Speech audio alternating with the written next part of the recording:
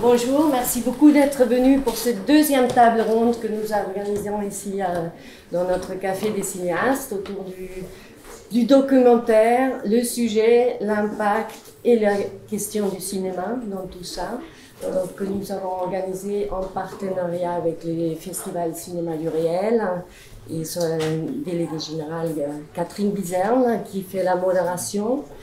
Donc je te donne tout de suite la parole et on rentre tout de suite dans le vif du sujet. Oui, merci beaucoup Ina.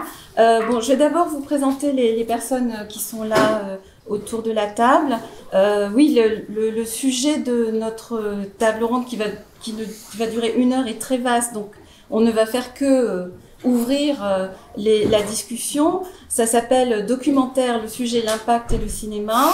Et pour en parler, donc, on a invité Stéphane Hubert-Bliss, qui est réalisateur, qui est aussi producteur et qui a coproduit avec sa société le film qu'il a réalisé avec son frère, qui s'appelle Zero Impunity et qui est qualifié de film d'impact. C'est un documentaire avec de l'animation qui a fait le tour de nombreux festivals et notamment Annecy en 2019 et il était vendu par Indie Sales. Jean-Marie Gigon, qui est producteur à Sanosi Film. Vous allez voir un film qui est là dans la sélection à la CID cette année, In the Rearview, qui est un film de Maciek Amela, qui est un film polonais sur l'Ukraine, on va dire. Mais Jean-Marie est aussi un producteur d'autres films, fiction et documentaires. On a vu en 2021 H6 de Lily, qui était en séance spéciale, et puis de la fiction, et en particulier, je parlerai de Freda de Jessica Genius, qui a été découvert à un certain regard en 2021. Donc tous des films qui sont des films avec un fort contenu politique, et c'est aussi pour ça que je lui ai demandé de participer à cette discussion. Et puis Ina Segezi, donc qui est coprésidente de la CID et qui est aussi réalisatrice de documentaires. Je citerai ces 2 longs métrages, Histoire de la Plaine et Avenue Rivadavia. Voilà.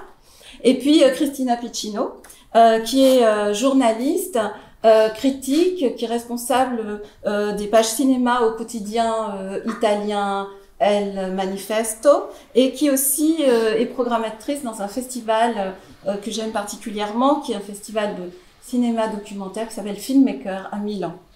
Alors, pour introduire cette discussion, juste des petites idées, enfin des petites réflexions qui me sont venues.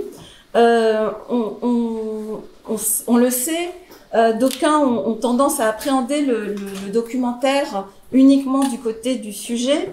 Un beau documentaire, ce serait un bon sujet, un sujet original, un sujet populaire, un sujet nécessaire, un sujet politique, un sujet percutant. Mais je me souviens, il y a déjà près de 30 ans, Jean-Louis Colomoli avait lancé cette phrase « Le sujet, comment s'en débarrasser ?»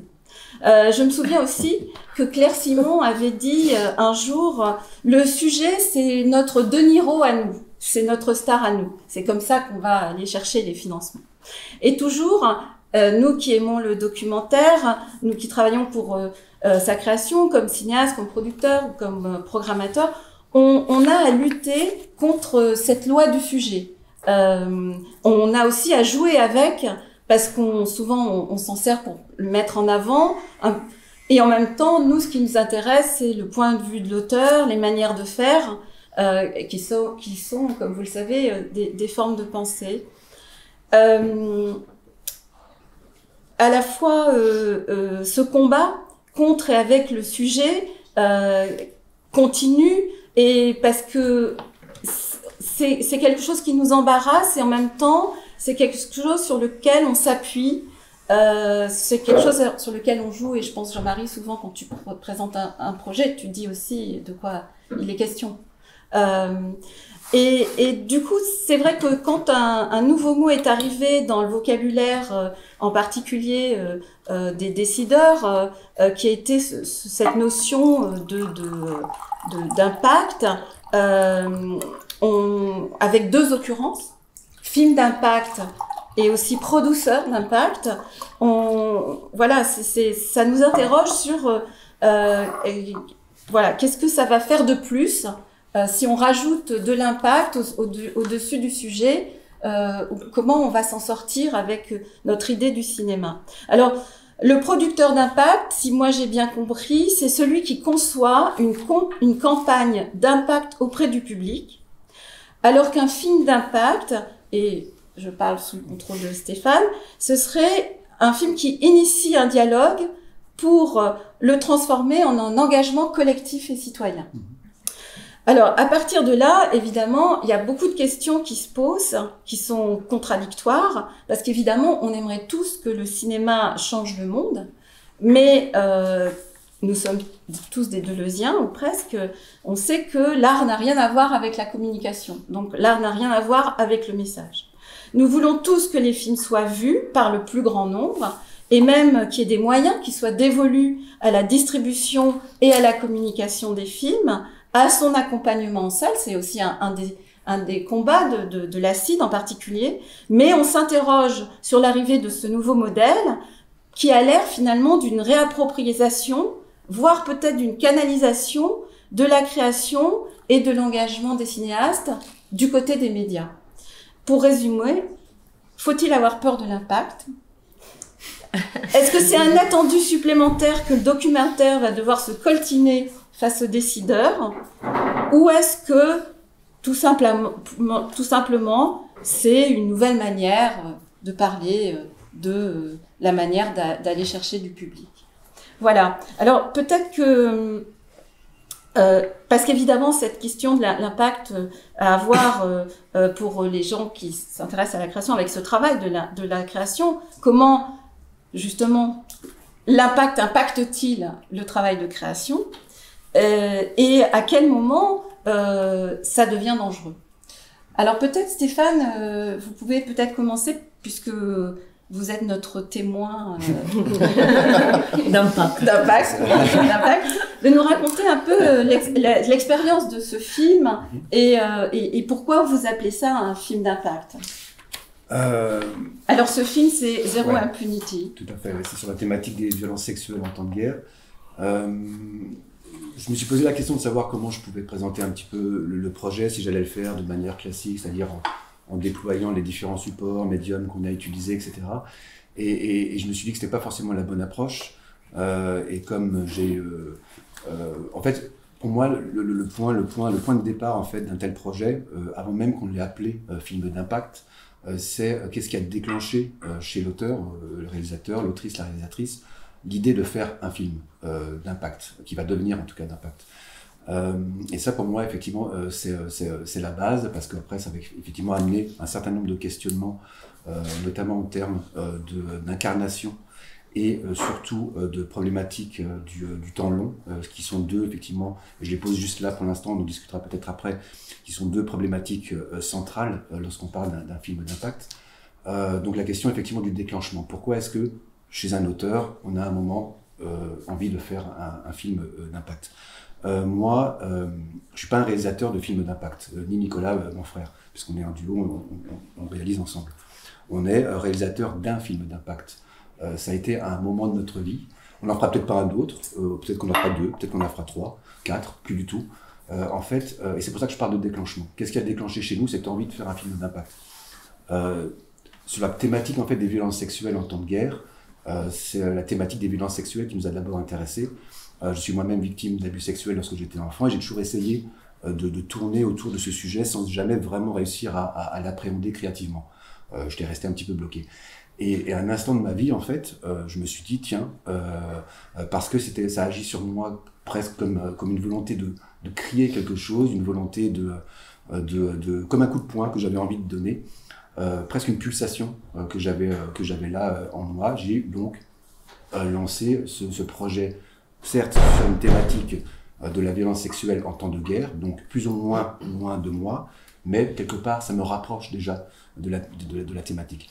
Et effectivement, je rappelle effectivement que l'idée même de ce déclenchement, elle est essentielle dans un projet d'impact, pour les questions d'incarnation et de temporalité longue d'un projet. Ça, on y reviendra après. Après, il y a aussi un déclenchement qui est au-delà du fond, qui est sur la forme. Nicolas et moi, on a une appétence pour pour tout ce qui est, narration non linéaire, écriture transmédiatique, hybridation des formes et des genres. Et ça, c'est quelque chose qui n'est pas anodin quand on a envie, en tant que réalisateur, réalisatrice, de se lancer dans un film d'impact, parce que c'est central, on pourra aussi y revenir après. Et donc le déclencheur, ça a été effectivement une rencontre dans la préparation du projet avec une survivante du génocide rwandais, qui s'est ouverte à nous et qui nous a donné son témoignage en termes de violences sexuelles. Et elle nous a dit, moi, si aujourd'hui je vous parle et j'ai envie de le faire, je prends un risque puisque mes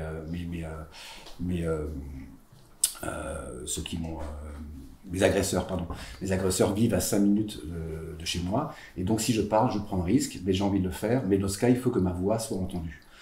Donc à ce moment-là, effectivement, et dans le contexte que j'ai cité tout à l'heure de blessures personnelles qui doivent être à la base d'un déclencheur, et ben on a décidé de ne pas faire, j'aime pas ça, mais qu'un documentaire, mais de créer en fait une caisse de résonance. Une caisse de résonance, donc ça va au-delà avec effectivement un but qui est celui d'un changement plus ou moins politique. J'aime pas le terme changer le monde, mais ça on en discutera aussi après parce que ça c'est encore autre chose. Mais un but effectivement qui est celui de créer une caisse de résonance. Voilà, donc pour l'instant je reste là, mais c'est déjà pas mal. Alors, je sais pas si j'ai répondu à la question par contre. Ben, non. Si, je pense qu'en tous les cas, vous avez commencé à élaborer ce dont il s'agit. Mais du coup, est-ce que c'est pas cette idée de pour quelle raison on fait un film? Est-ce que c'est pas tous les cinéastes qui, à un moment donné, ont envie de faire un film parce que ça les touche, parce que ils ont quelque chose à raconter? Je sais pas, Ina, tu peux dire quelque chose de ton expérience? C'est très intéressant et en même temps un peu mystérieux pour moi quand j'entends tout ça, parce qu'effectivement, au départ d'un film, il y a quelque part quand même un impact. Enfin, en tant que réalisateur, il y a quelque chose qui nous happe, qui crée un désir, une nécessité d'en faire un film. Mais après, moi, dans mon travail, enfin, c'est trouver la narration, enfin, où est le cinéma, comment on transforme ça en cinéma, dans une conception du documentaire qui est montrer la vie des autres, d'un lieu, de quelque chose, d'un présent, d'un passé, enfin tisser des liens. Enfin moi je travaille beaucoup comme ça, mais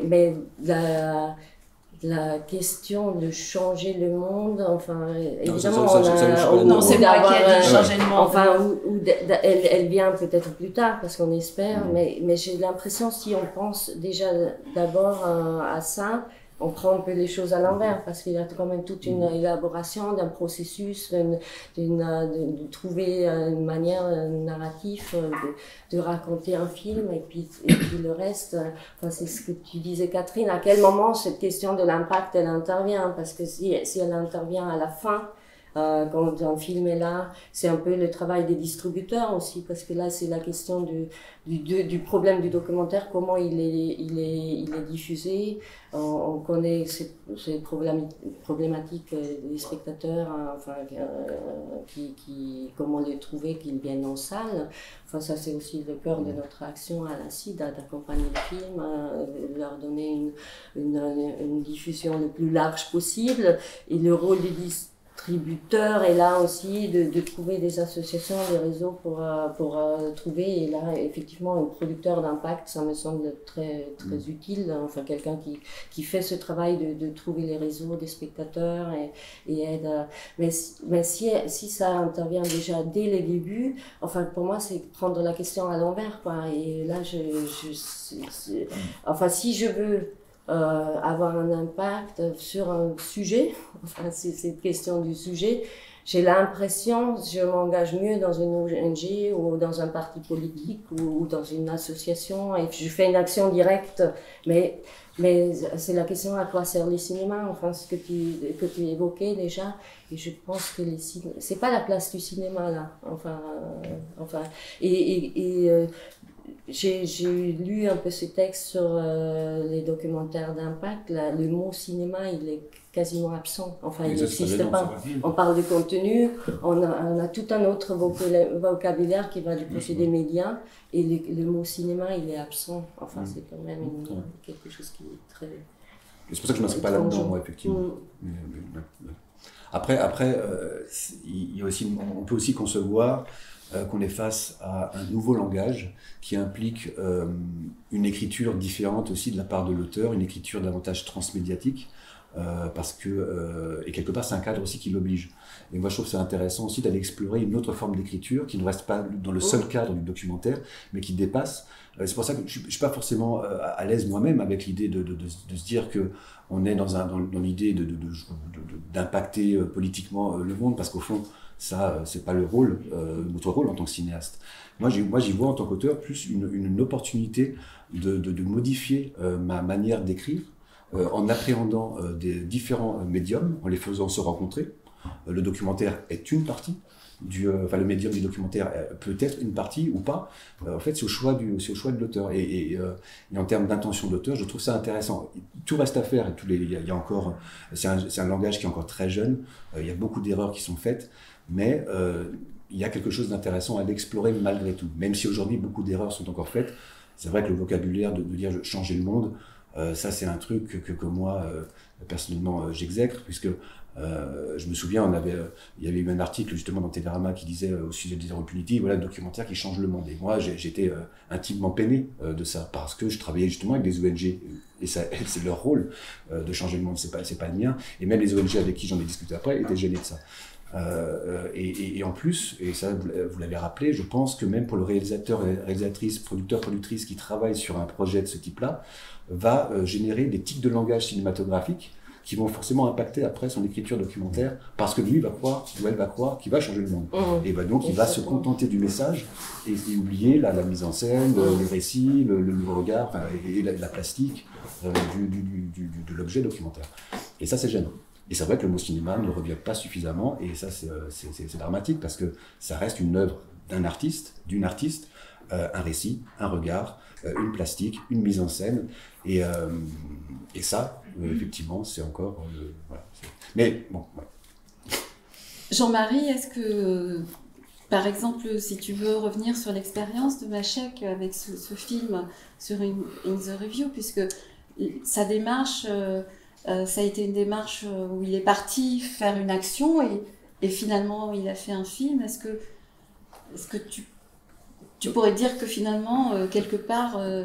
Le mot impact, c'est tout à fait nouveau pour moi en fait. Oui, pour nous tous, c'est pour ça on est un peu... Mais c'est très drôle parce que je suis en train de travailler avec une réalisatrice biélorusse sur une coproduction avec la Belgique. On travaille depuis 4 ans sur ce film, où à un moment...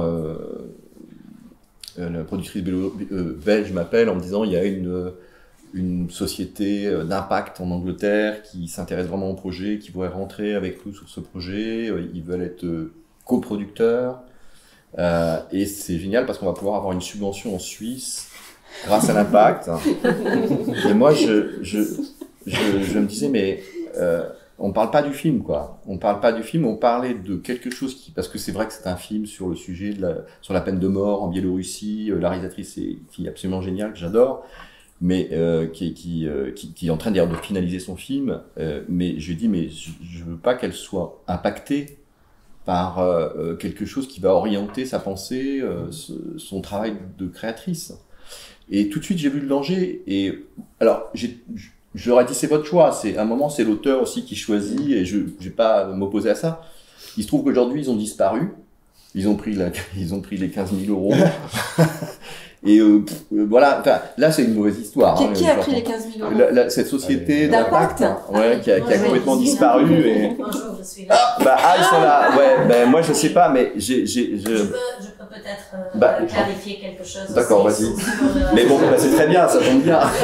Bonjour, vous êtes partie de mon workshop à Padoc aussi avec Nicolas. D'accord. C'est bien de vous revoir. On se connaît pas en fait. Moi, je m'appelle Daniel et j'ai un bureau en Angleterre et en Belgique, à Bruxelles. Alors, on va laisser Jean-Marie finir. Je voudrais juste vous dire que moi, j'ai réussi à faire la production à Georgia. pour 72 heures pour le film. D'accord. C'était nous qu'on a conseillé eux continuer la production, leur production. Bon. C'était nous qu'on a dit on peut vous aider continuer la production. Alors c'est bizarre. Mais non, ce qui est bizarre, c'est que pour moi, ce qui était bizarre, en tout cas, j'ai pas cette information. Mais, pour ça, je suis ouais, là, mais parce pour- que j'ai eu peur que peut-être Ouais. ça. Ah d'accord. Mais en tout cas, moi, ce qui me troublait, c'était la manière dont quelque chose simple s'initie dans la création ou dans la création avec un auteur. Et j'ai toujours peur de ça, en fait. Moi, je suis là pour défendre les gens qui font les films. C'est mon rôle. Il y a qu'un patron, c'est le réalisateur avec moi, en fait. Donc, quand je fais le film de Michel Toesca, que tu connais, Michel, par exemple, me voit, c'est le film Libre que vous avez peut-être vu sur Cédric Héroux. Et Michel, qui est un ami que je connais depuis longtemps, me tarde en me disant je fais un film sur les migrants, etc. Et il m'envoie des images. Je ne vois pas un film sur les migrants. Je ne sais pas de quoi il parle. Et c'est à force de le voir faire son film, tout d'un coup, que il m'a amené sur son film, c'est-à-dire c'est un film sur la question de l'accueil. Et là, je me suis dit, tiens, il y a un vrai film sur la question de l'accueil entre Cédric Héroux qui accueille des personnes qui sont totalement diminuées, lui qui sait les accueillir dans un endroit où il a rien, et un réalisateur qui a une caméra qui est même pas HD, qui est un peu pourri. Je me suis dit, il y a un film. Voilà. Et c'est devenu libre. C'est-à-dire qu'en fait, il y a quelque chose de résonance qui fait que on travaille comme ça. C'est-à-dire que c'est pas du tout mon film, mais c'est d'un coup, je rencontre un auteur qui est lui aussi dans le cambouis, qui est en train de chercher son œuvre, et mon rôle est un peu parfois de le guider, parfois de me mettre en retrait, parce que c'est fragile un film. C'est ce que je disais à Ina, souvent quand un jeune auteur arrive et je lui dis, mais n'aie pas peur de rater ton film, c'est la base. C'est tellement difficile de réussir un film, ça va être un combat, et l'art est évidemment politique. Donc ça veut dire qu'à un moment, on va se mettre en action pour la réussite du film. Et c'est ce que j'essaye de... Donc oui, c'est pour ça que je suis toujours un peu dans une forme d'indépendance de travail pour que les auteurs ne soient pas impactés. C'est vraiment le mot que je trouve. Et le mot impact, moi, ça me fait penser à des bombes, quoi. Là, je sors justement du film de Maciek, et ce que je trouve extraordinaire dans son film, c'est que justement, il est en situation de danger lui-même, puisque c'est une action qui l'amène à un moment à aller chercher des amis à Kiev, qui n'ont pas le moyen de locomotion. Il a dit, j'arrive, je prends une voiture, je viens vous chercher, qui fait que tout d'un coup, il va se trouver à transporter plus de 400 personnes dans son van, et il va faire presque 100 000 kilomètres dans ce pays, en guerre, et où il crée un espace de liberté, peut-être surtout de sécurité, puisqu'il va sécuriser ces gens. Et à un moment, il invite la caméra. Voilà, il invite une caméra parce que c'est son métier, parce qu'il reçoit des témoignages qu'il trouve extrêmement beaux. Et je trouve que c'est assez étonnant ce film, parce que c'est la première fois que j'ai un réalisateur, il y en a d'autres qui ont fait ça, mais qui est à la fois dans un geste humanitaire et en même temps dans un geste de cinéaste. C'est-à-dire qu'il pense film. Et ça, je me suis dit, oui, il faut... Et en fait, il est venu me chercher aussi parce que c'est un producteur. Donc, à un moment, il est organisateur, etc. Et je lui dis, mais t'es plus avec ton film. Il faut que tu lâches ça, il faut que tu puisses te recentrer sur ce que tu as initié. Et en fait, la matière était là. Il fallait simplement qu'il se retrouve libéré d'une certaine façon pour pouvoir réussir son film. Parce que c'était le... Et c'est vrai que Libre, par exemple, a eu un rôle très important, même sur la Constitution, parce que ça a permis aux politiques de réfléchir à la question migratoire. Alors, je dis pas que ça a changé les choses du tout, c'est toujours aussi catastrophique, mais l'art est là pour apporter une réflexion, et on sait très bien, d'ailleurs, on les met en prison, les artistes, parce qu'ils sont dangereux. Mais du coup, est-ce que, quand même... cette question qu'il y ait de l'argent qui vienne à un moment donné pour soutenir la diffusion du film, est-ce que c'est quelque chose qu'il faut craindre? Moi, je la crains pas à partir du moment où elle est là, quand les films existent, quand des films sont faits, mais que ça ne vienne pas impacter le moment de la réflexion du film et de la création du film. Parce que c'est pas l'endroit. Que tout d'un coup, dans une stratégie de diffusion, moi je me suis battu ici à Cannes pour que Thierry Frénaud fasse monter les marches à Cédric parce que c'était important. Voilà, là ça a un impact. Oui, complètement. Mais c'est aussi pour permettre au film de trouver des écrans, des gens qui vont s'intéresser, des médias. On travaille forcément. Et tu disais tout à l'heure de la transversalité, je suis complètement pour, à tous les niveaux. Mais sur la création elle-même, c'est-à-dire qu'il faut protéger aussi ça et pas influencer un film qui va forcément peut-être à l'échec quand même, ou en tout cas c'est un film formaté. Mais moi je suis pas contre, hein, mais après c'est pas ce que j'accompagne. Voilà, je dis jamais à un producteur qui fait des films de commande. Je trouve ça très bien la commande. Je regarde du France 5, je peux regarder n'importe quoi. Après je sais pas faire ça, j'ai pas envie de faire ça. Mais sur l'art, enfin si on parle de créateurs et de gens qui portent des films, c'est essentiel qu'ils soient dans la liberté du risque de rater leur film. Voilà. Je suis complètement d'accord. Oui, c'était... Vous pensez que c'est un blague? C'est pas un blague. Non, je blague pas, non. Mais... Non, moi, je suis d'accord avec vous.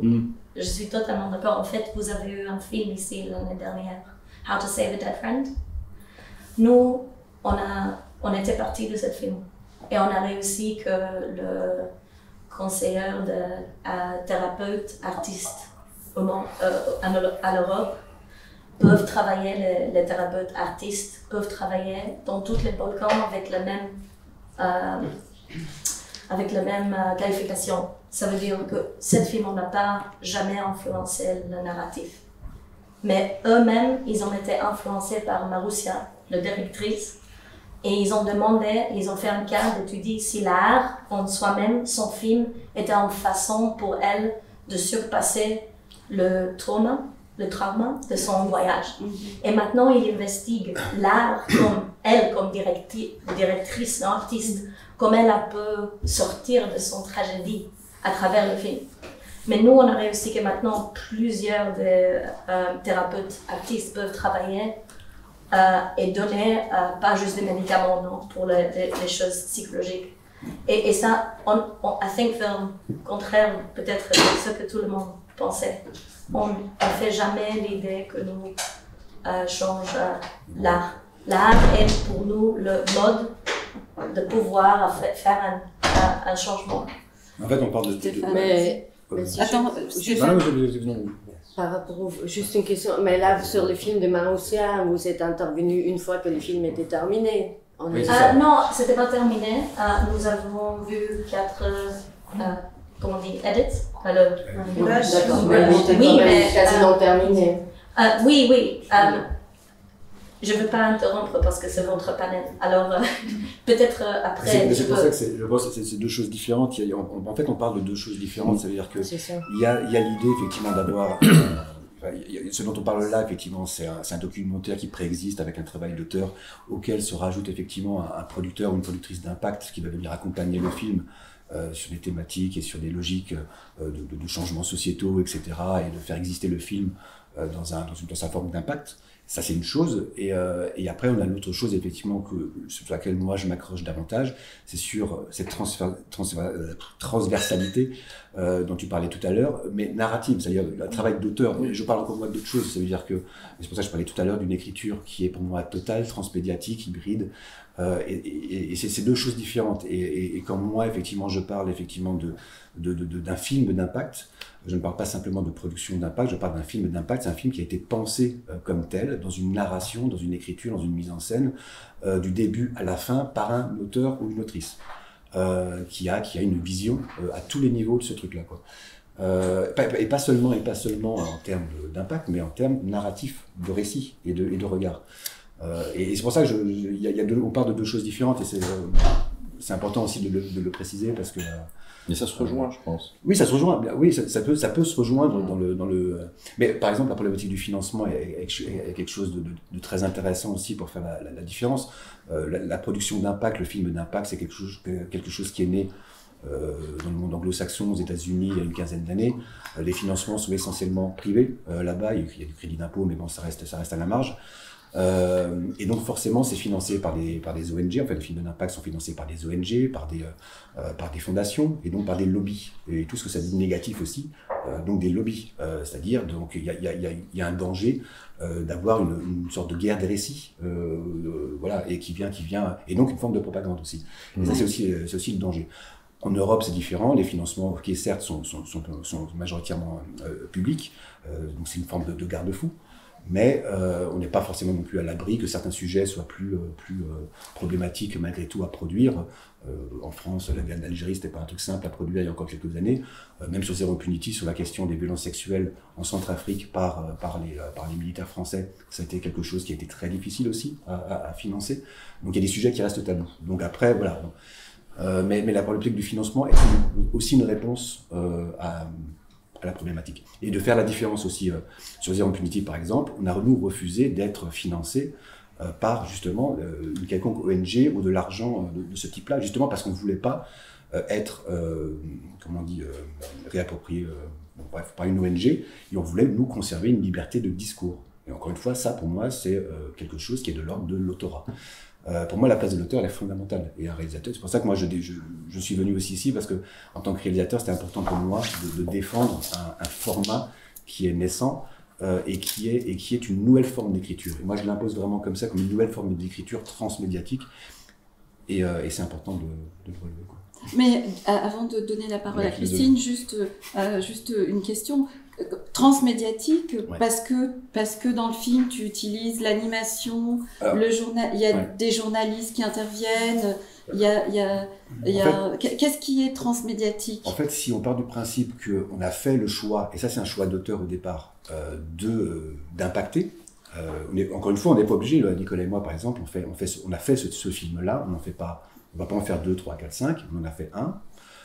Nous, on est dans l'écriture non linéaire, on est beaucoup dans l'art numérique aussi, donc on a une appétence pour la non-linéarité. Mais effectivement, si on a fait c'était quoi la question? Qu'est-ce qui est transmédiatique? Oui, voilà, c'est ça. Pardon, je suis parti sur autre chose. Nous, on a fait le choix, effectivement, dans le film, on a mélangé l'art performatif, l'animation, le documentaire, le journalisme. Et moi-même, en tant que cinéaste, je ne peux même pas dire aujourd'hui ou affirmer à 100% que l'objet filmique, là je parle que du film, ce soit 100% un documentaire. J'en suis incapable, parce que j'en sais absolument rien, parce qu'il est vraiment à la marge, et il est presque à la frontière du documentaire, à la frontière de l'animation, à la frontière de l'art performatif.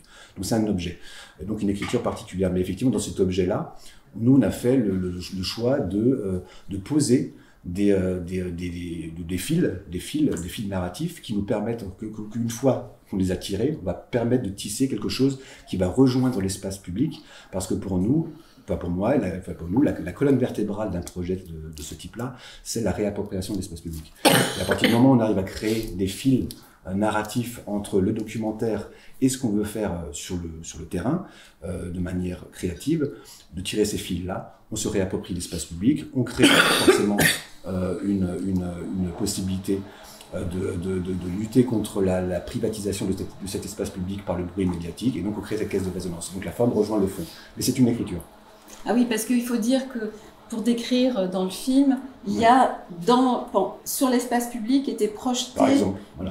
des images avec des entretiens de journalistes qui racontaient des cas de violence. Et donc ça a été dans l'espace public. C'est les mécaniques après. Et après, c'est revenu dans le film. Par exemple, ça c'est un élément. Mais effectivement, c'est pour ça que c'est une écriture globale. Donc certes, c'est pas un objet documentaire, un objet cinématographique au sens propre du terme, mais c'est un objet d'auteur. Et ça, moi, je le défends à 150%, et c'est pour ça que je suis là. Et du coup, tu veux dire que c'est un film d'impact parce qu'il y a eu ce travail sur l'espace public et c'est un film d'impact aussi parce que c'est un choix que nous, on a fait dans le cadre de quelque chose d'exceptionnel, c'est-à-dire une exception. Une exception, ça signifie, c'est une exception, là, on le fait une fois, peut-être pas deux, voilà. Donc, parce qu'on a fait ce choix-là de l'écrire comme ça, de l'appeler, nous, film d'impact, c'est un film d'impact parce que je suis auteur, je l'appelle un film d'impact, j'aurais pu l'appeler autrement. Christina, qu'est-ce que ça te... Mais je les cite. Qu'est-ce que tu entends en de premier, tout ça? moi, j'arrive, enfin, je vois les choses à la fin du processus, quand le film est déjà fait. Donc, en fait, tous les procès que vous avez dit jusqu'à là, c'est-à-dire les relations entre les producteurs, l'auteur, moi, je suis un peu à côté, je vois les films. Ce que je peux dire sur l'Italie, c'est que la situation en général est bien différente. C'est-à-dire, on n'arrive pas, la plupart des gens, à faire ni un film ni un documentaire sans le soutien des ministères, c'est-à-dire l'argent public, et sans surtout les soutiens de la RAI, que c'est la télé publique.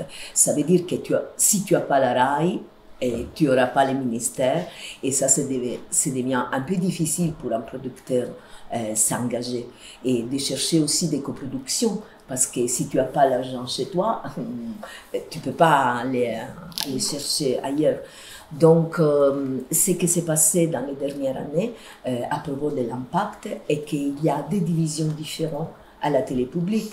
Il y a une division qui c'est les documentaires faits pour la télé. J'imagine, je sais, il y a beaucoup parmi qui ne sont pas seulement des documentaires télé comme ça, un peu reportage, voilà, mais quand même ils sont mis là-dedans. Et des autres qui sont documentaires pour les cinémas. Mais il n'y a pas tellement de circulation de documentaires en salle. Je vous donne un exemple. Et les documentaires, parce qu'à Venise, à différence qu'à Cannes, où le documentaire est revenu en compétition international cette année avec Wang Bing. Après, depuis Michael Moore, il n'y avait plus un documentaire en compétition à Cannes, mais c'est vraiment placé tous les documentaires dans les séances spéciales. Il a fait aussi cette année, mais il a mis les Wang Bing et les jours de la conférence de presse, il n'a même pas mentionné dans la liste des films. Et par contre, une conférence de presse sans question de la presse, donc c'est déjà bizarre. Et quand même, les films qui ont gagné les Lions d'Or l'année dernière à Venise, c'est-à-dire les films de Laura Poitras, ça, ce que je dis, ça va au-delà de ce qu'on pense des films. Il est sorti en salle que 3 jours. Son distributeur, qui pourtant est un distributeur qui a beaucoup de documentaires, il a placé en salle que 3 jours. Il a très mal. Oui, mais en Italie. En Italie. En Italie. Et il est, bien sûr qu'il est très mal marché, parce que je ne sais pas s'il était d'impact. Peut-être, on peut parler de l'art, de la drogue, et surtout de la lutte contre les médicaments. Donc il y a quand même...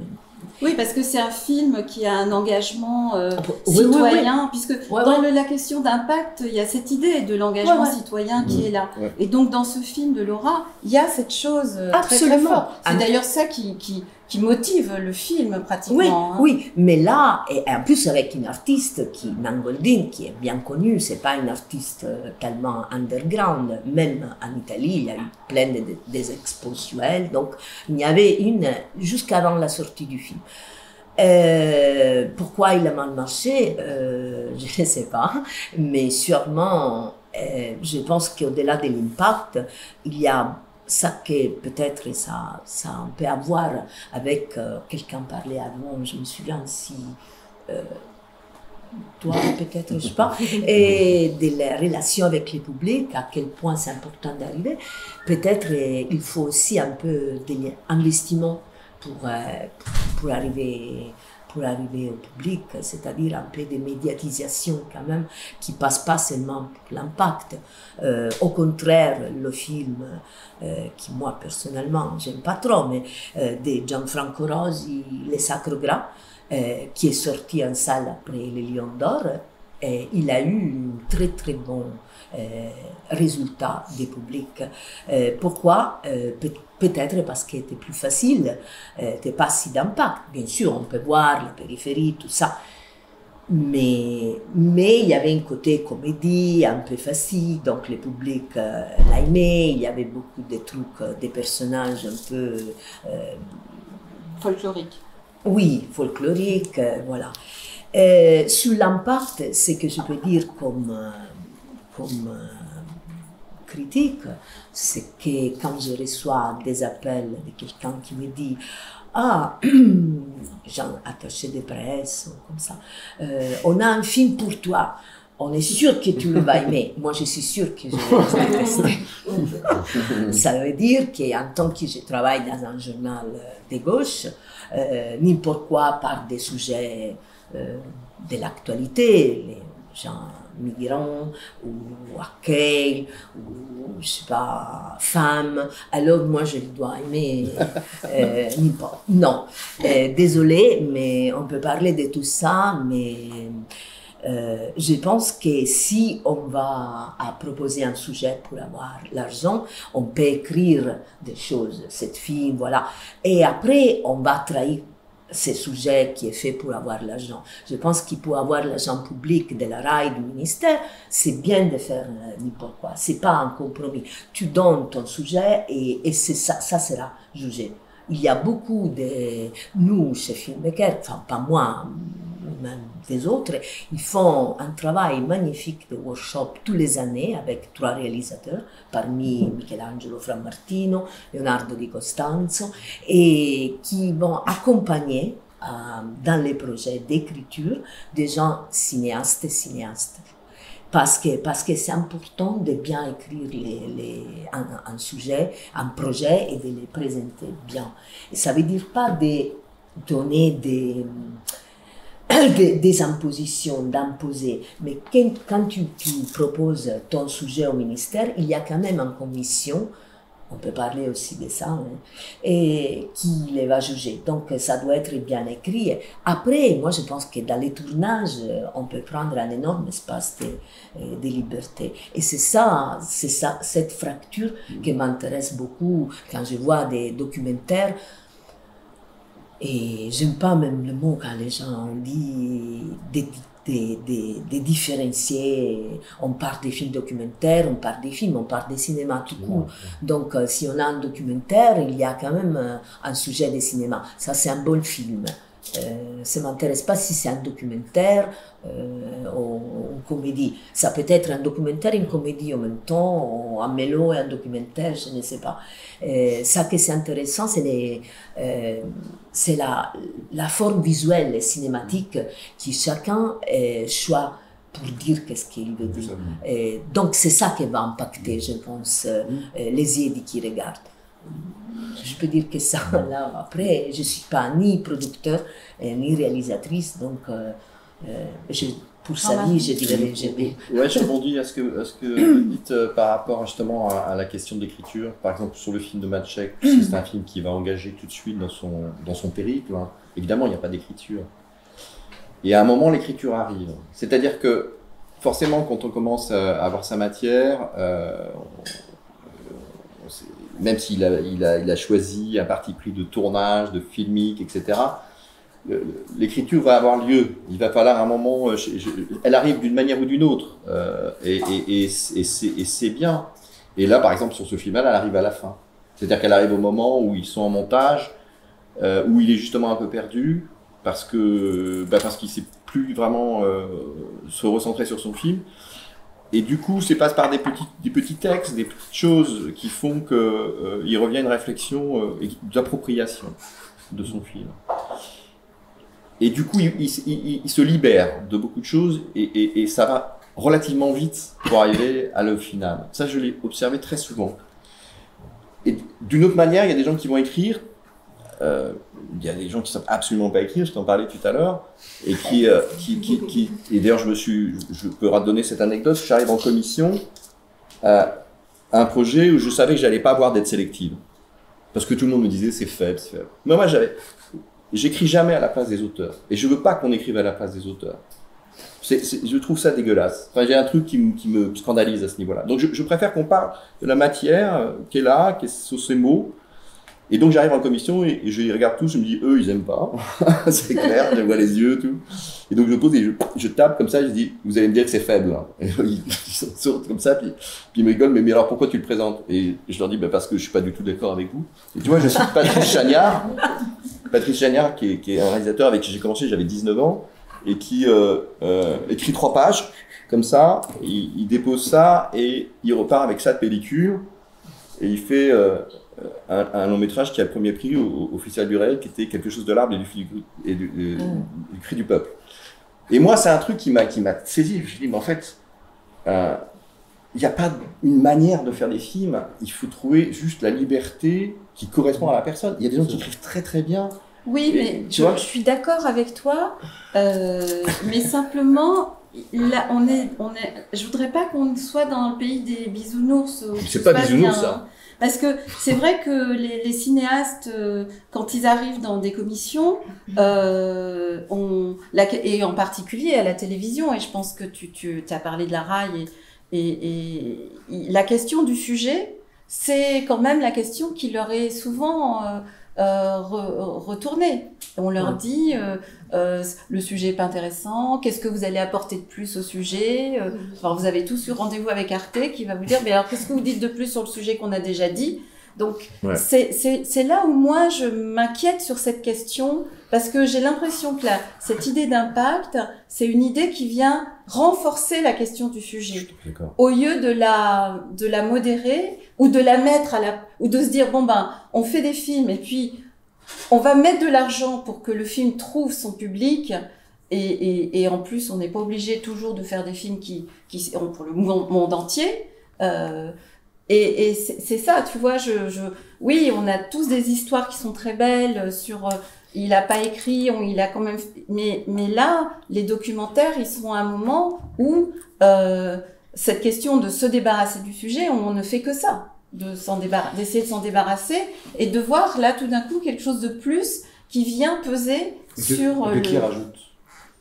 Ouais, mais moi, je ne sais pas qui rajoute. C'est-à-dire que je ne sais pas comment cette histoire plutôt que de dire on va me donner de l'argent pour que les films soient vus et accompagner la sortie des films, plutôt que de dire ça, pourquoi tout d'un coup le CNC parle de film d'impact ou de production d'impact? Sachant que le CNC ne soutient pas directement l'impact ou les films d'impact. Non, mais ils sont dans un vocabulaire, et le vocabulaire, on le sait depuis un certain temps, c'est important, dans un vocabulaire où ça vient, où au-dessus du sujet, il y aurait comment ça va résonner auprès du public. Et évidemment, au lieu de dire résonner, ils parlent d'impact parce qu'ils sont du côté de... C'est pour ça qu'il faut rester sur l'idée du film. Mais moi, si je veux dire une chose, je parlais de l'écriture dans la recherche d'argent. En fait, c'est impossible, au moins en Italie, de pas avoir une écriture. On peut pas arriver au ministère sans l'écriture, on peut pas arriver à la RAI sans l'écriture. Après, c'est sûr que les sujets, ça va être important. En même temps, la RAI a produit pas mal de documentaires où les sujets, c'est tout à fait privé. La famille, l'adolescence, donc...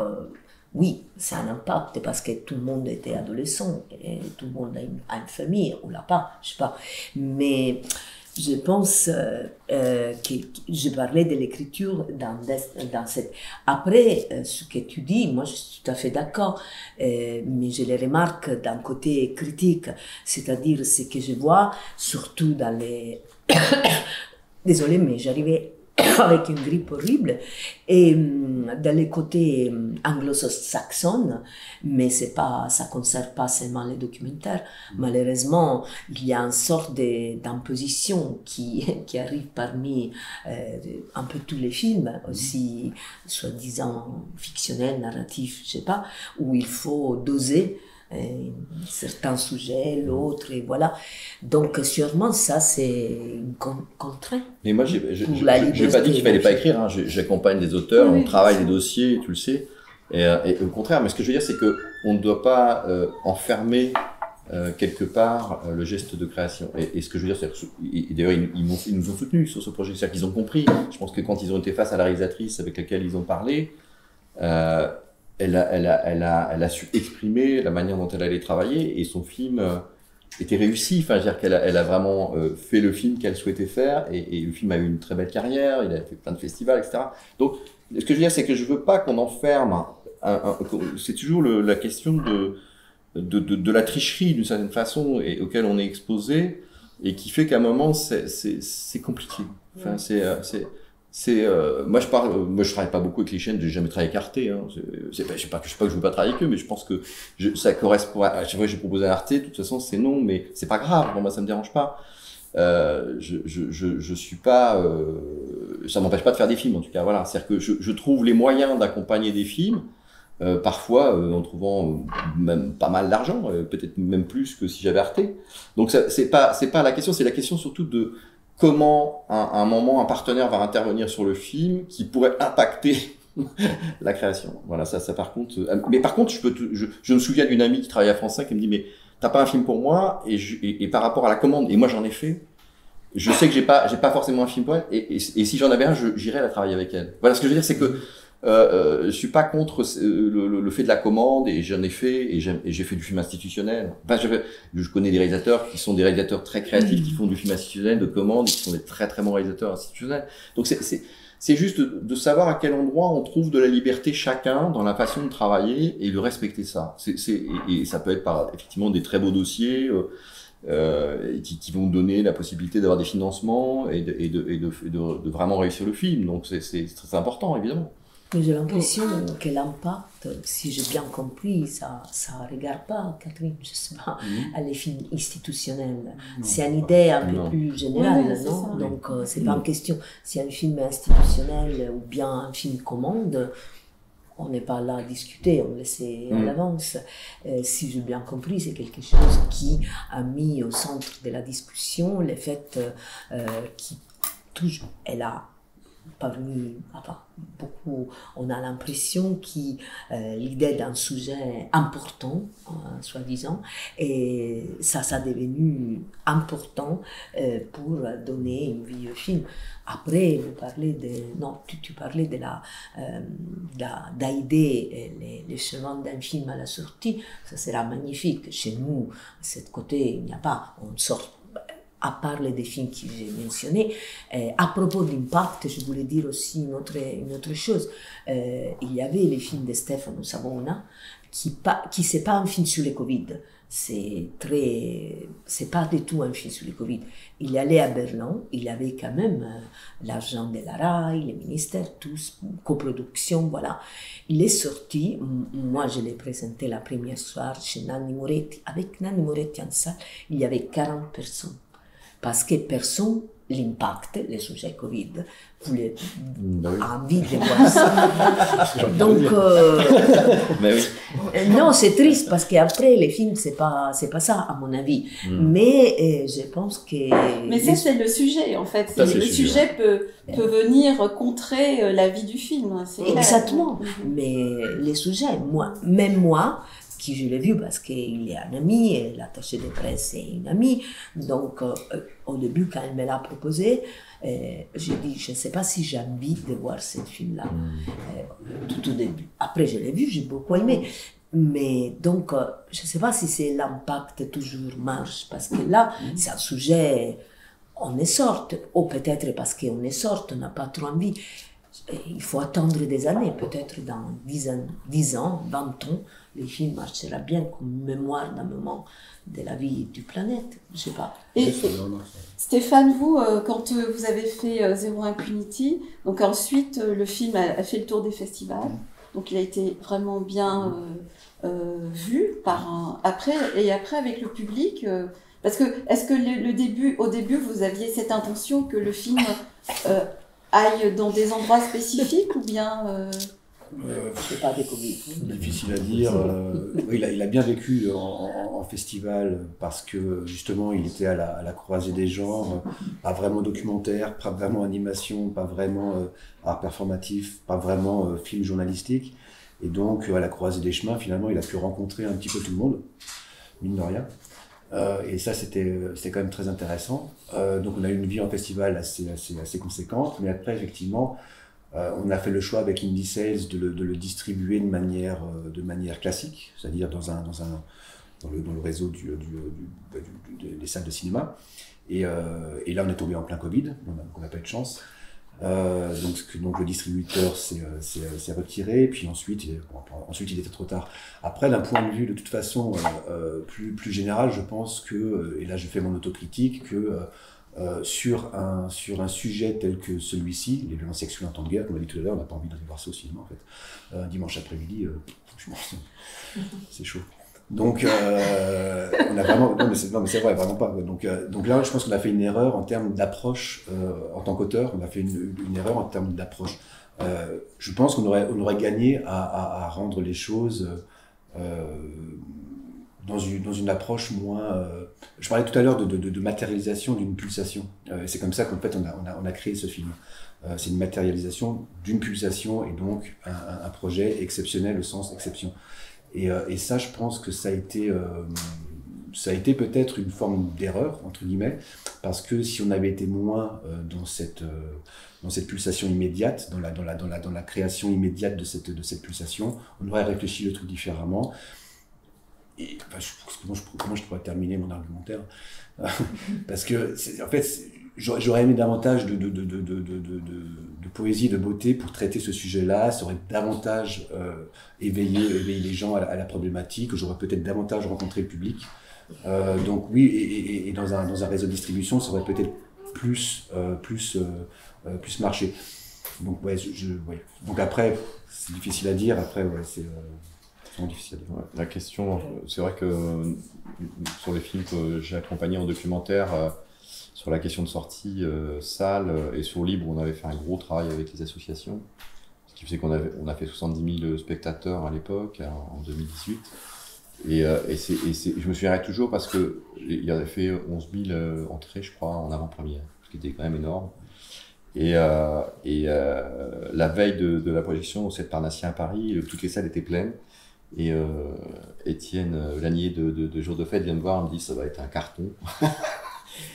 Et moi je pense au fait médiatique de Cédric Héroux, dont on parle partout, et je me dis, les gens, est-ce qu'ils vont payer 7 € ou 8 € pour aller voir un film sur la question migratoire ou sur la question de l'accueil? Bah pas sûr, quoi. Donc en fait, c'est vraiment le réseau tout autour qui a été mis en place, et là il y a un impact évident, c'est-à-dire de gens qui vont travailler, qui connaissent les associations, qui vont faire que tout d'un coup ça va vivre. Et qu'un public un peu plus large, premier cercle, deuxième cercle, va venir voir le film. Mais s'il n'y avait pas ça, une semaine après, il n'y avait plus de film. Voilà, c'est-à-dire que on le sait. Oui, mais c'est vrai qu'il y a des gens dans les documentaires, dont, en moment de la distribution, qui font ce travail en lien avec les associations qui sont proches du sujet et de manière expansive, qui fait qu'il y a un public qui se... finalement, c'est ce qu'on a fait. Enfin, après, je parlais que de la partie cinéma, salle, etc., qu'on a finalement très vite abandonné. Mais finalement, le film a été quand même vu plus de 1 million de fois, finalement, à la fin, parce qu'on l'a diffusé après sur les différentes plateformes de nos partenaires médias.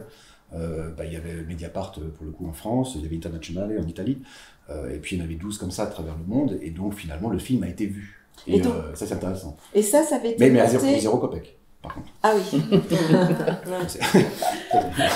de retour. Mais est-ce que ça veut dire que vous aviez ces partenaires en amont du film? Oui, ça faisait partie aussi de la. Alors là, c'est pas de l'écriture, c'est pas de l'autorat, mais c'est de la production pour le coup. C'est de la production qui nous a permis effectivement de construire un environnement autour de notre film dès le départ, des partenaires dès le départ qui nous ont permis ensuite de le diffuser d'une certaine manière. Et donc c'était des partenaires médias que vous aviez. Que vous alliez voir en disant on va faire un film sur les violences sexuelles. En fait, comment vous le présentiez? En fait, on a fait tout le film tout seul avec nos journalistes, on les a embauchés tout seul, et on a fait ce film de cette manière-là. On a voulu se contraindre à aucune ligne éditoriale d'aucun média ni chaîne de télé. On a refusé de travailler avec Arte, on a refusé toutes les presses de travailler avec nous en amont. On a voulu être totalement libre sur notre discours. Sur le regard porté sur le sujet. C'est ce qui a aussi posé pas mal de problèmes après en termes de censure et de tout ça. Et les partenaires médias en fait, et on a contacté Mediapart et en fait 3 jours avant la sortie de nos enquêtes sur notre site à nous, en fait, qui était le prémisse en fait de la sortie du film qui devait arriver 1 an après puisque le film se faisait en même temps. Et donc, en fait, Mediapart a reçu nos enquêtes et les a tout de suite acceptées et les a diffusées ensuite auprès des autres. Donc là, ça a été un coup de poker. Mais du coup, il y a eu des enquêtes qui ont été faites en même temps que le film. En fait, les enquêtes se faisaient en même temps. Nous, Nicolas et moi, on écrivait le film en parallèle. On fabriquait l'animation aussi, qui est extrêmement simple, pas fait, mais simple, parce que justement, l'animation se faisait en même temps que l'écriture. Enfin voilà, c'était un processus itératif. Et organique, qui était aussi en termes d'expérience d'écriture et d'auteur et de production très intéressante. Et de réalisation. Et voilà, c'est ça, parce que la réalisation, forcément impacté. Après, on a fait des choix, on a dû retourner des choses, mais je veux dire, on a fait des choix aussi qui étaient aussi ceux de l'urgence. Et ça, c'est aussi une autre forme d'écriture aussi qu'on peut aussi accepter. Voilà, je pense. Enfin, mais donc, vous avez fait une stratégie de communication avant les films aussi. Oui, on peut appeler ça comme ça, oui. Oui, une stratégie de communication, mais qui rejoint une intention d'auteur initiale qui essaie de créer une caisse de résonance. Donc à partir de là, voilà, ça faisait partie de l'écriture. Je parlais tout à l'heure des fils qu'on tirait du film pour les faire se rejoindre et se réapproprier l'espace public. C'est une narration effectivement particulière, je l'entends, je le conçois, mais qui fait partie encore d'un travail d'auteur. Mais oui, effectivement, ça a été pensé en amont. C'est pour ça que je parle d'une écriture transmédiatique. En même temps. C'est ça, ouais, parallèlement. Je crois qu'il faut qu'on s'arrête, mais peut-être que vous avez des questions ou une intervention dans la salle. Moi, j'ai une question juste sur l'écriture transmédia. J'ai toujours pas compris ce que c'est. C'est une écriture, en fait, où on prend en compte les formats, les genres, etc., et qu'on mélange tout, mais on a une conscience... en fait, non, comment expliquer? Ça veut dire qu'il peut y avoir différents formats d'un objet artistique global. Voilà. Après, à l'intérieur, effectivement, il peut y avoir différents formats. Le documentaire est une partie de cette narration globale. Et j'insiste sur le mot narration globale.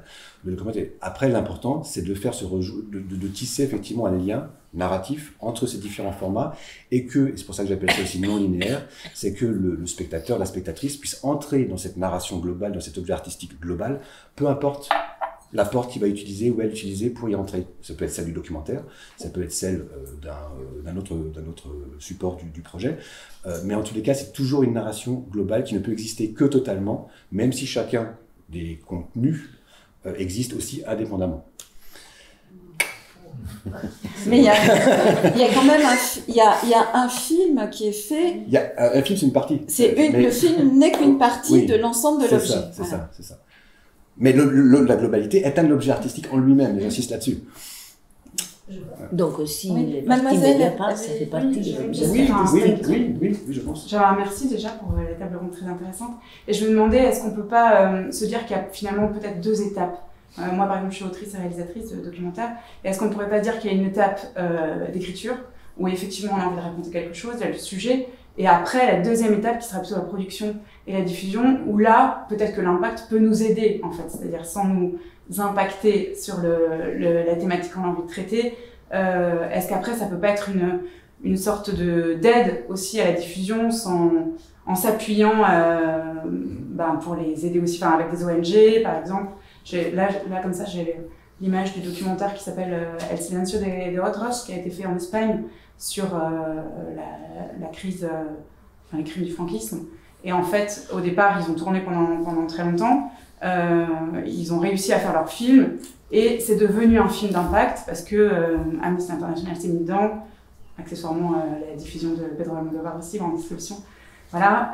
Mais en fait, après, ils ont fait énormément de festivals, de cinéma, et à chaque fois, ils accompagnaient, on va dire, ces victimes-là, ces Espagnols-là, en fait. Donc, dans un deuxième temps, il y a peut-être la partie écriture, ce qu'on a envie de dire, ce qu'on a envie de réaliser, où là, il faut peut-être pas être mélangé à tout ça, et après, indirectement, s'en servir pour être plus diffusé. Sauf si l'impact fait réellement partie de l'intention initiale de l'auteur. Mais en fait, c'est peut-être le cas. Globalement, dans leur cas, c'est précisément, ils ont envie de dénoncer ça.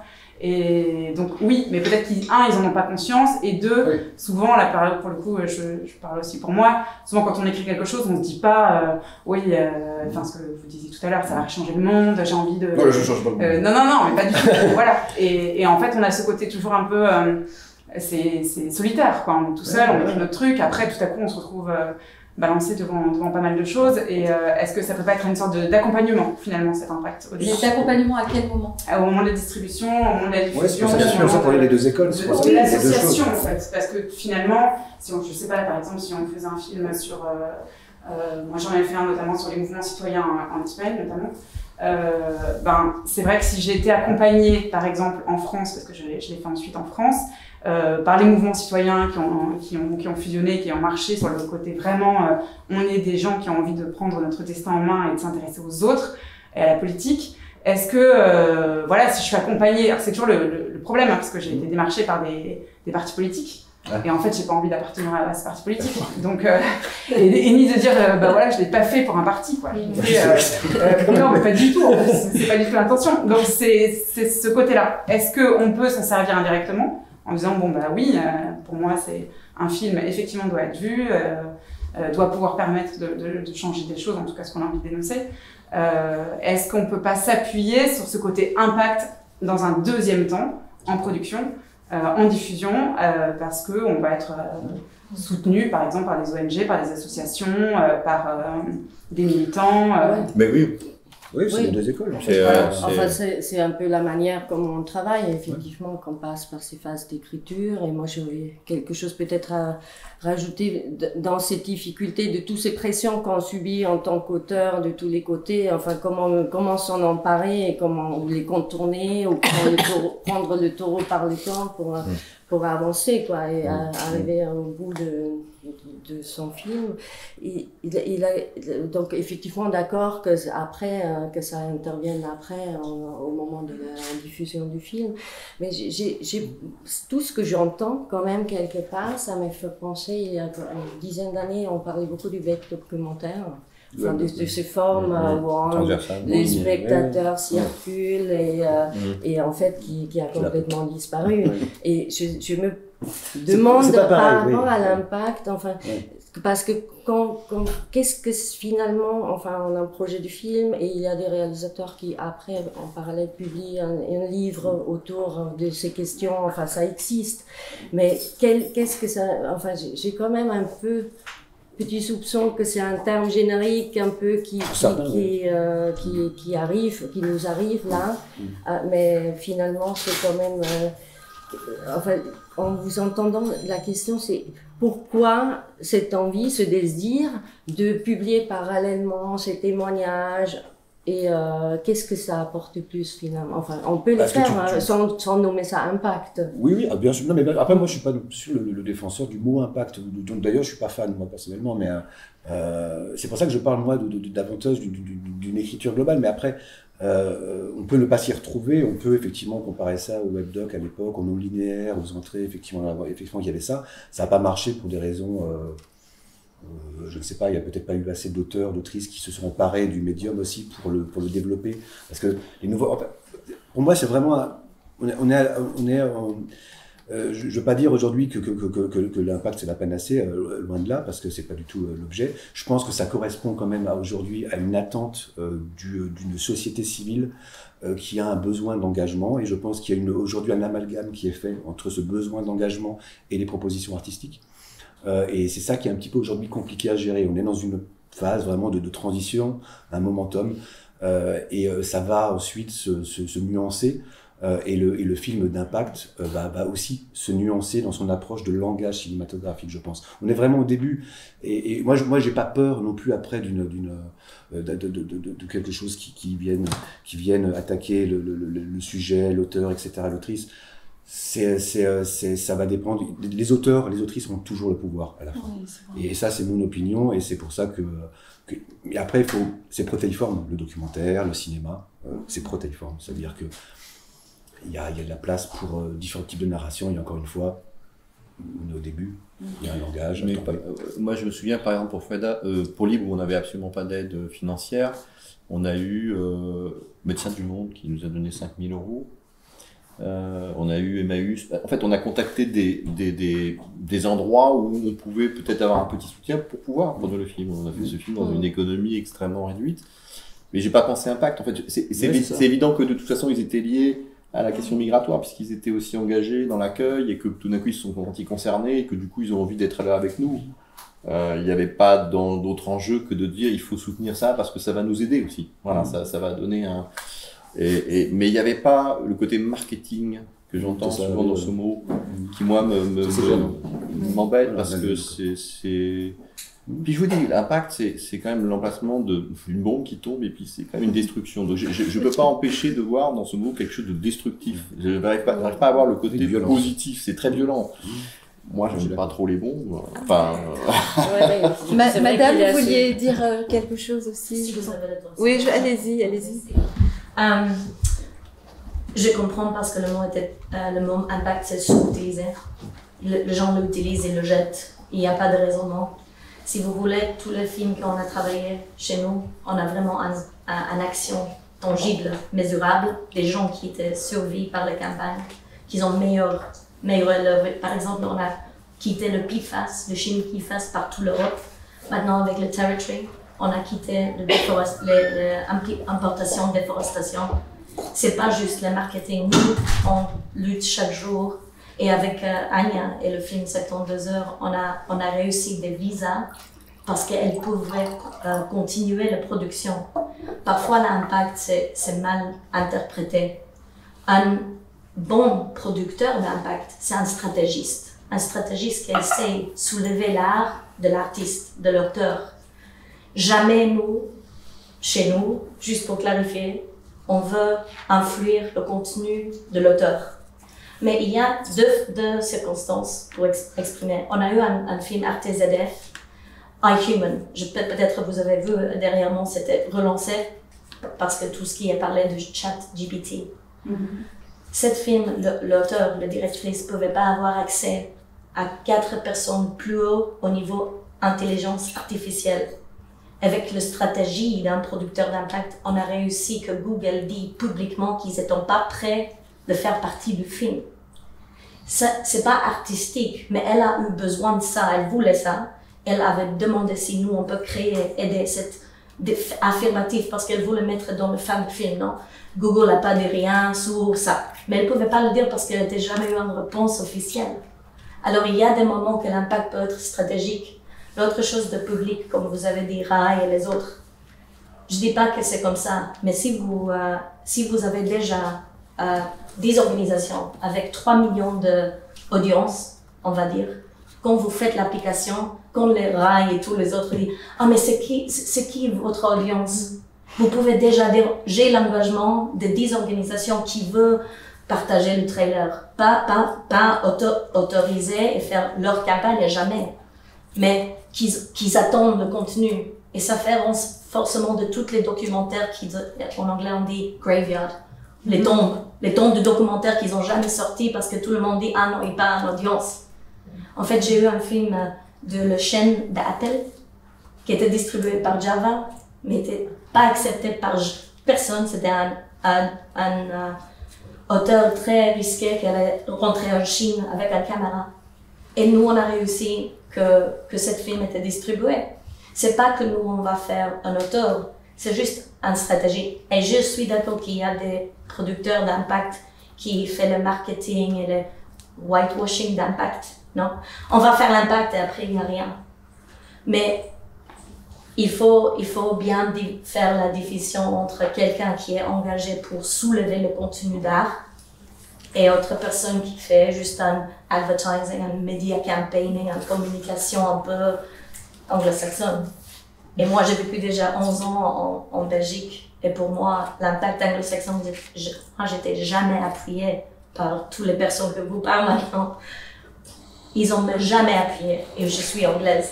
Parce que moi, je fais l'impact tangible, pas les campagnes comme ça. Et merci pour m'écouter. Je sais que j'ai occupé un peu de temps. Merci. Pour rebondir sur ce qu'elle vient de dire, moi je suis productrice et j'aime pas le thème impact, je trouve qu'il est très galvaudé, mais j'étais quand même assez surprise à Cannes quand il y avait des films fameux à impact autour d'écologie.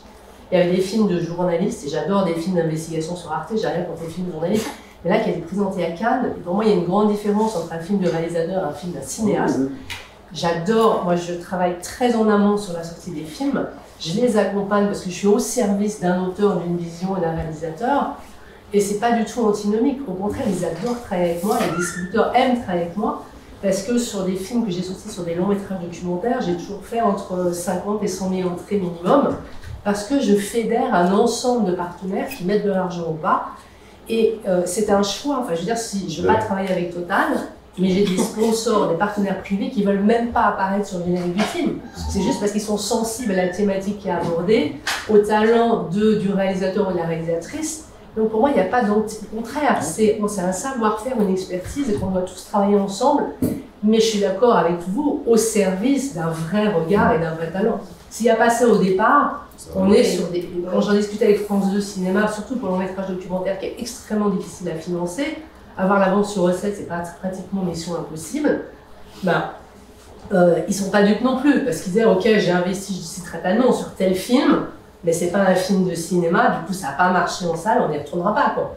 Donc quand c'est trop formaté, que c'est trop, voilà, finalement ça marche pas, parce que les gens ils sont pas bêtes et ils vont voir autre chose. Oui, je pense aussi que c'est un vrai danger de mettre comme ça le mot sujet, impact, enfin qui réduit tellement de la complexité d'une écriture et qui fait que là sur l'écologie j'en ai marre, j'en ai déjà vu l'immigration, j'en ai déjà vu 10 films et qu'on passe vraiment à côté des choses en mettant juste un mot comme ça, quoi. Ouais, c'est un peu risque. C'est-à-dire aussi avec les publics, si les publics arrivent, ça va sortir un film sur les migrants. Peut-être que tu peux avoir une réaction aussi, pas toujours. Voilà, donc moi je pense que c'est intéressant ce que vous disiez à propos de comment inventer une stratégie pour accompagner chaque film. Je ne sais pas si c'est une question d'impact, mais sûrement, moi je crois qu'aujourd'hui, au moins en Italie où je vis, ça concerne chaque film, pas seulement les films documentaires, c'est-à-dire les films plus indépendants, pas les blockbusters, genre, je sais pas, Indiana Jones, qui vont un peu toutes seules là. Je pense que de temps en temps, je vois parmi les distributeurs qu'ils continuent à faire comme d'avant. C'est-à-dire faire sortir les films, faire un peu la pub, quelques entretiens, la presse, mais les journaux, il faut le dire, malheureusement, ne sont pas tellement plus au centre de la lecture. Non, ils sont plus prescripteurs. Ouais. Et les critiques aussi, sûrement sont importants pour autre chose, les dossiers, voilà, tout ça. Et moi, je pense qu'il fallait, au contraire, pour chaque film, inventer un peu une stratégie. Moi, je vois que des petits films où les distributeurs ou la distributrice sont plus petits, donc ils vont les accompagner avec les réalisateurs et la réalisatrice à faire des tours dans les salles. Chaque fois, la salle est pleine, chaque fois, il y a du monde, parce qu'il y a un travail sur le territoire, il y a un travail. Et donc, après, sûrement, dans les festivals, c'est différent, parce que là, il y a l'événement. Moi, quand je vois bien Aurel, je suis super contente de voir toutes les salles pleines à toutes les heures de la journée et de la soirée. Donc, et au-delà des films, aussi des films très expérimentaux, il y a toujours beaucoup de monde. Donc, mais là, c'est côté festival. Je pense que nous travaillons avec beaucoup de distributeurs et dans les documentaires, il y a vraiment c'est fait, enfin, ce travail d'accompagnement, de recherche du réseau. La difficulté aujourd'hui, elle est plutôt que, comme le public, enfin, depuis la pandémie notamment, enfin, ça a accentué encore que les films n'ont pas forcément l'accès en salle. En France, enfin, vous avez parlé de l'Italie, mais ici aussi, qu'il y a très peu de séances et ou pas forcément à 10 heures, enfin 14 heures ou à 13 heures. Et donc comment les aider pour qu'ils puissent continuer à pouvoir, parce que c'est là les vrais dangers pour les documentaires, qu'ils puissent continuer à distribuer ces films-là sans perdre de l'argent, et comment les aider, enfin à la cible, on travaille vraiment sur ces questions d'aide aux distributeurs pour qu'ils puissent continuer à distribuer ces films-là. C'est vrai que les distributeurs, moi je vois là sur le film de Maciek, j'ai eu plusieurs distributeurs qui m'ont dit je ne veux plus sortir de documentaire. Exactement. Parce que c'est pour eux un échec financier à chaque fois. Même s'ils ont des subventions, ils sont déficitaires et ils ont extrêmement du mal après à rééquilibrer. C'est très compliqué. Donc, ce qui est complètement en contradiction avec ce que dit Stéphane sur l'idée que la société civile a envie de s'engager.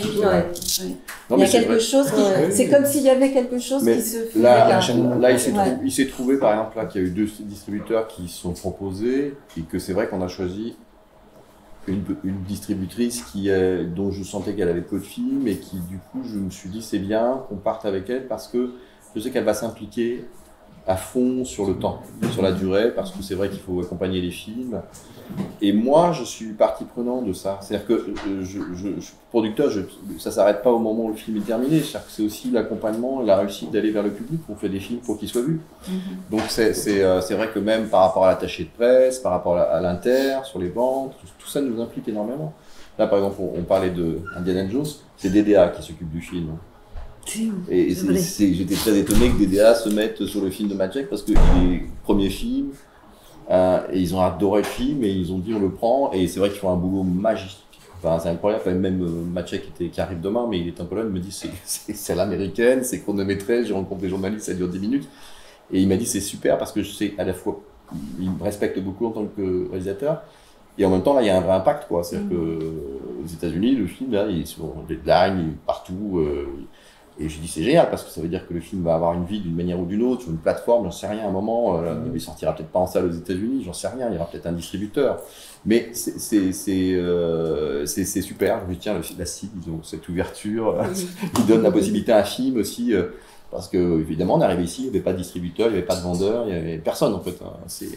Donc tout d'un coup je me suis dit tiens, là on est au bon endroit, quoi. On est au bon endroit sur un film qui s'est fait quasiment en autoproduction, qui arrive et qui prend son ampleur là à Cannes, à un endroit où il n'est pas forcément attendu. Voilà, et ça, je trouve ça, c'est un peu la magie aussi du cinéma qui s'opère quand le film est réussi. Enfin, c'est toujours la question de la réussite du film. Tout à fait.